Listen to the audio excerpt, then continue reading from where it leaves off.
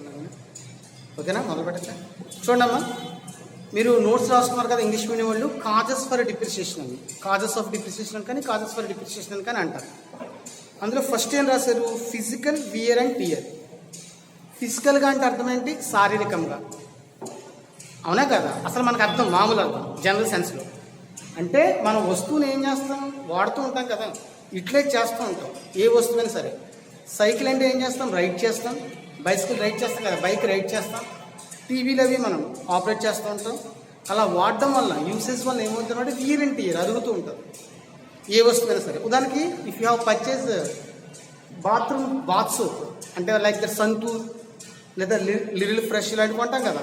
సబ్బు పర్చేజ్ చేసినప్పుడు ఎంత ఉంటుంది? ఇంత ఉంటుంది. మన రోజు బాత్ చేస్తుంటే, స్నానం చేస్తుంటే ఏమవుతుంది? అరుగుతూ అరుగుతూ అరుగుతూ అరుగుతూ అలా వచ్చేస్తుంది. దీన్ని ఏమంటారన్నమాట? వియర్ అండ్ టియర్ అంటారు. చూడండి వాడు ఏం చెప్పాడు? When the fixed assets are put to use. Fixed assets for what purpose you have to utilize fixed assets? To manufacturing the consumer goods అన్నమాట. అంటే మిషనరీని వాటిని దేనికోసం వాడతాం? ఫిక్స్డ్ అసెట్స్ని దేనికోసం వాడతాం? కొత్త మ్యానుఫ్యాక్చరింగ్ వస్తువుని తయారు చేయడం కోసం వాడతాం. అంటే ఏమంటున్నాడు? When the fixed assets are put to use the value of such assets may decrease, తగ్గుతూ ఉంటాయి. Such decrease in the value of assets set to due to physical wear and tear. అంటే రోజు రోజు చెప్పిన ఉదాహరణకి మనం సైకిల్ తొక్కడం వల్ల సైకిల్ అరుగుతుంది, బైక్ వాడడం వల్ల బైక్ అరుగుతుంది, అర్థమైందా? సబ్బు తోముకోవడం వల్ల సబ్బు అరుగుతుంది, పాలు తాగడం వల్ల పాలు అయిపోతూ ఉంటాయి. ఇవన్నీ ఏంటనమాట? వాడడం వల్ల, డైలీ యూసేజ్ వల్ల ఏమవుతాయి అనమాట? వియర్ అండ్ టియర్ అవుతుంది. వియర్ అంటే అరగడం, టియర్ అంటే తరగడం. నెక్స్ట్ చూసుకోండి, with the passage of time. With the passage of time అంటే ఏం చెప్తున్నారు చూడండి. When the assets are exposed to the force of nature like weather, winds, rains, the value of such assets may be decreased.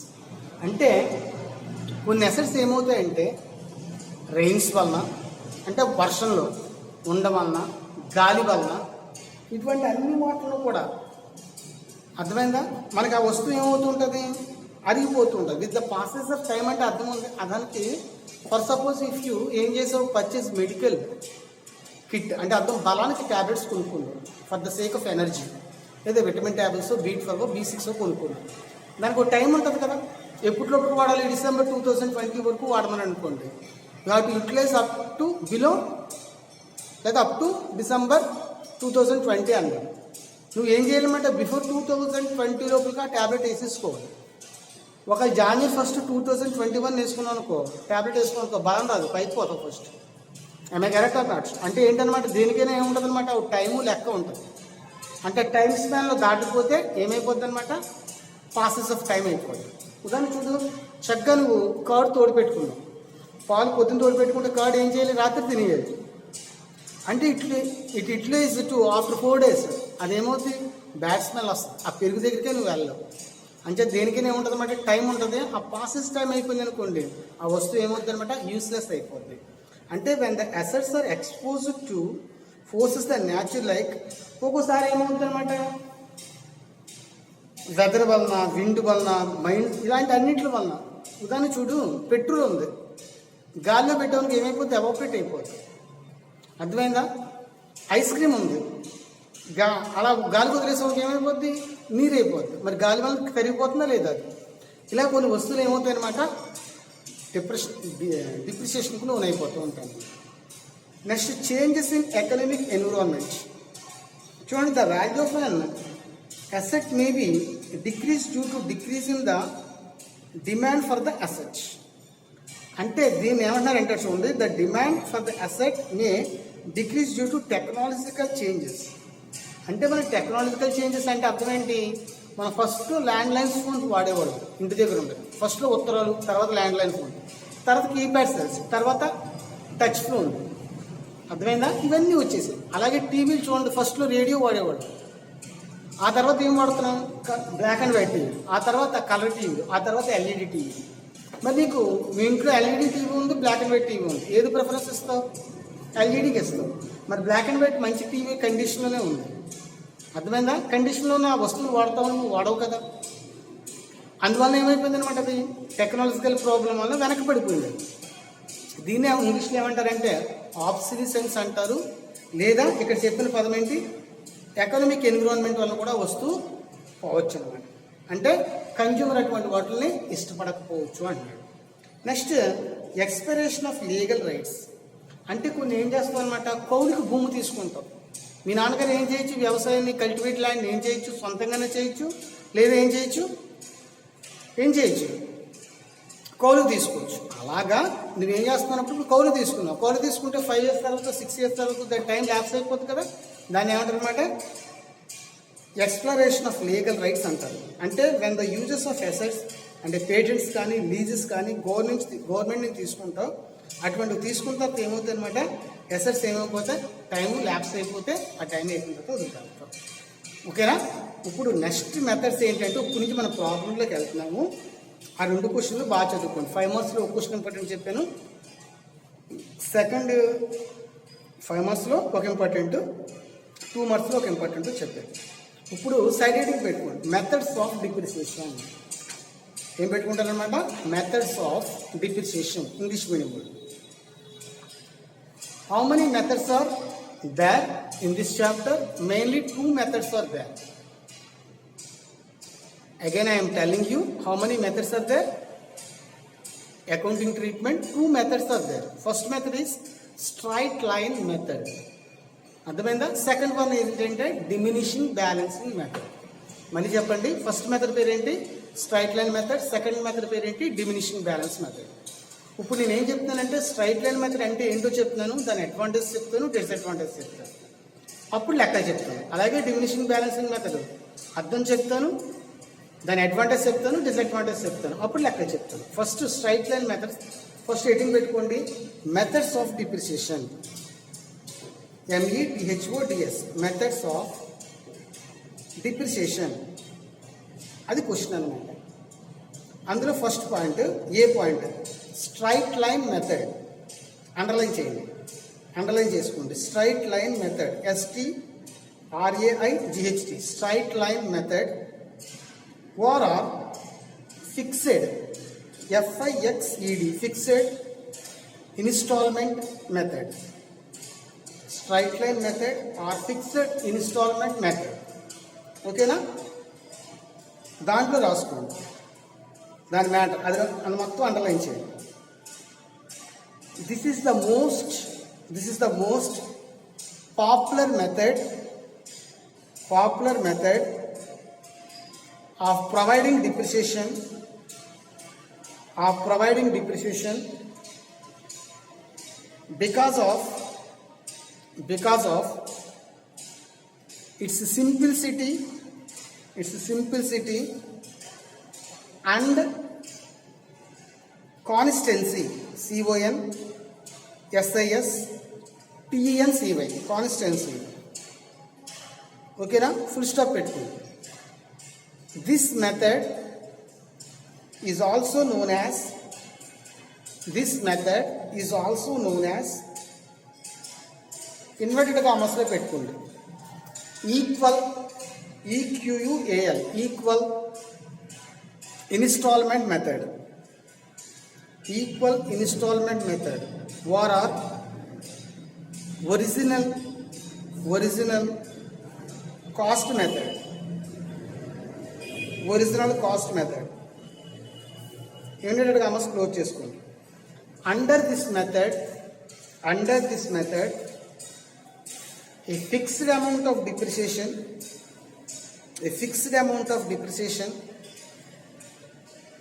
according to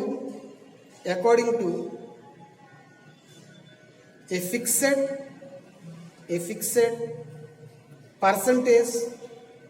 percentage on the original cost is written off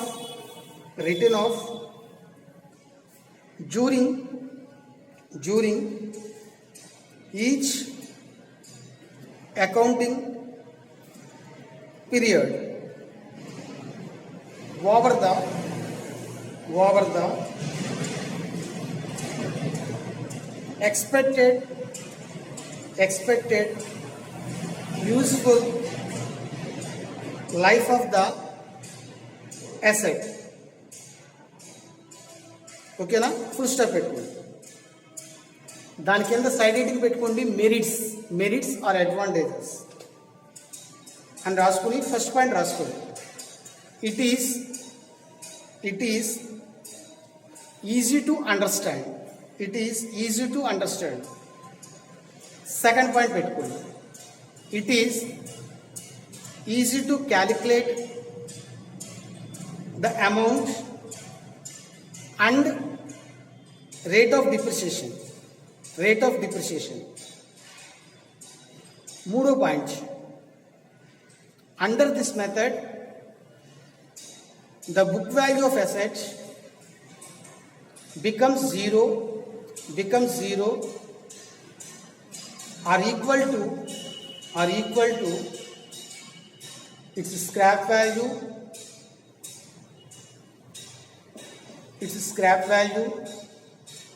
at the expiry of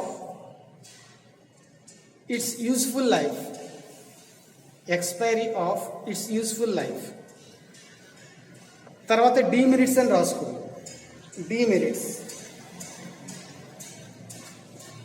first point, the total change బ్రాకెట్లో రాసుకోండి. That is I చుక్క ఈని ఏం చదవాలి? That is depreciation plus repairs and renewals RENEWALS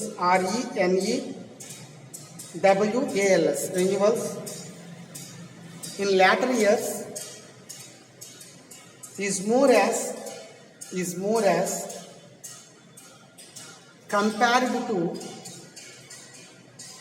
that in earlier years since the amount of repairs and renewals goes on increasing as the asset grows older, grows older, whereas the amount of depreciation remains remains constant year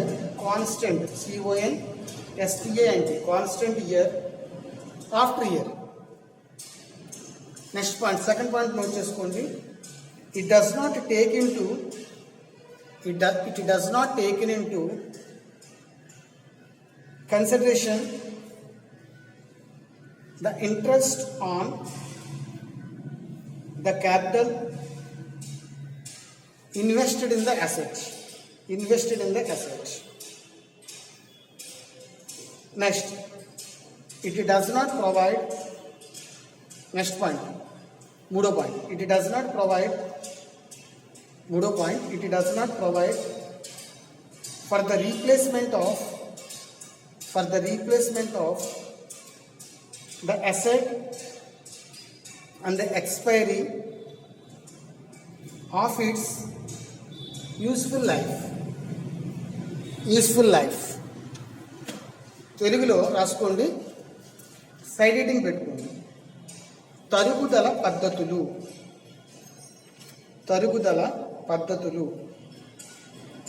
ఓకేనా? అందులో first side heading పెట్టుకోండి, స్థిర వాయిదాల పద్ధతి.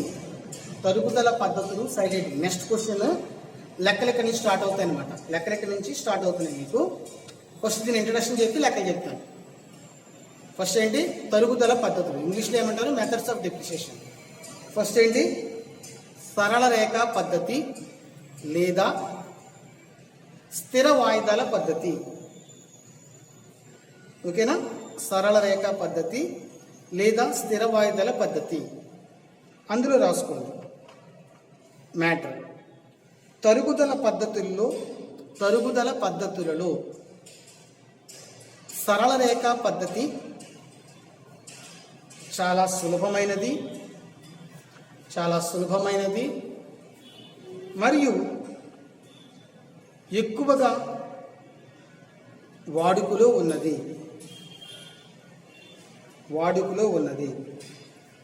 దీనిని స్థిర వాయిదాల పద్ధతి, సమాన వాయిదాల పద్ధతి, దీనిని స్థిర వాయిదాల పద్ధతి, సమాన వాయిదాల పద్ధతి, అసలు ఖరీదు మీద స్థిర శాతం పద్ధతి అని పలు పేర్లతో పిలుస్తారు.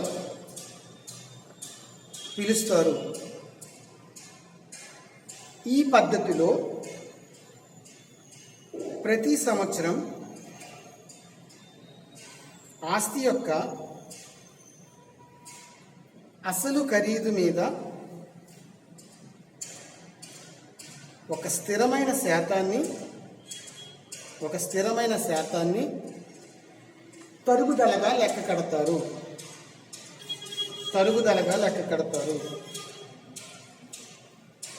అందువలన వార్షిక తరుగుదల మొత్తం ప్రతి సంవత్సరం సమానంగా ఉంటుంది. ఫస్ట్ ప్రయోజనాలు సైడ్ హెడ్డింగ్ పెట్టుకోండి. ఫస్ట్ది ఈ పద్ధతి ప్రయోజనాల్లో ఫస్ట్ పాయింట్. ఈ పద్ధతి సులభమైనది, అర్థం చేసుకోవడం తేలిక. సెకండ్ పాయింట్ చూడండి. సెకండ్ పాయింట్, వార్షిక తరుగుదలను సులువుగా లెక్కించవచ్చు.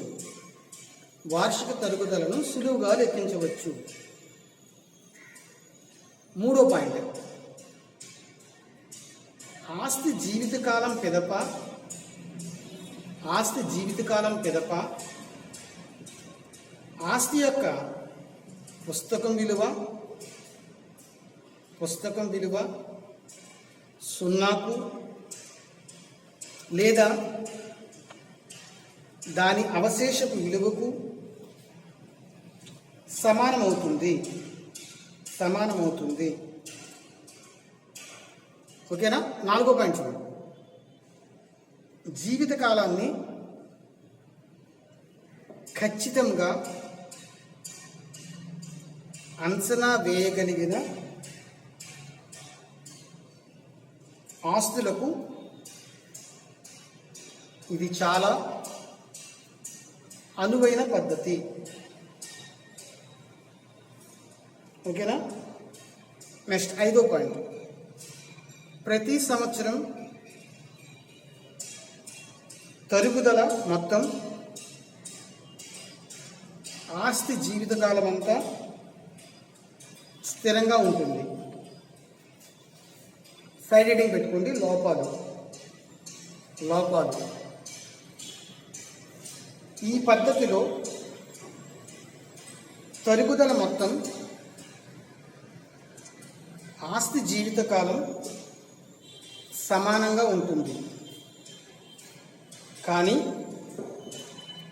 వాస్తవానికి తరుగుదల మరియు మరమ్మతుల వ్యయం ఆస్తి ఏర్పాటైన మొదటి సంవత్సరాలలో తక్కువగా ఉండి చివరి సంవత్సరాలలో ఎక్కువగా ఉంటుంది. నెక్స్ట్ రెండో పాయింట్, వివిధ ఆస్తులను మధ్యలో కొన్నప్పుడు తరుగుదలను లెక్కించడం కొంచెం కష్టంగా ఉంటుంది. మూడో పాయింట్,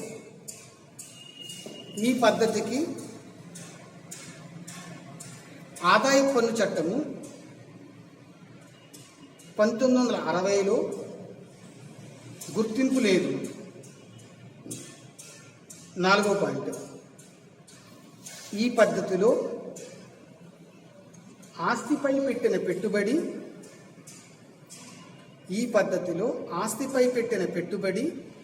పై వడ్డీని లెక్క కట్టడం జరగదు.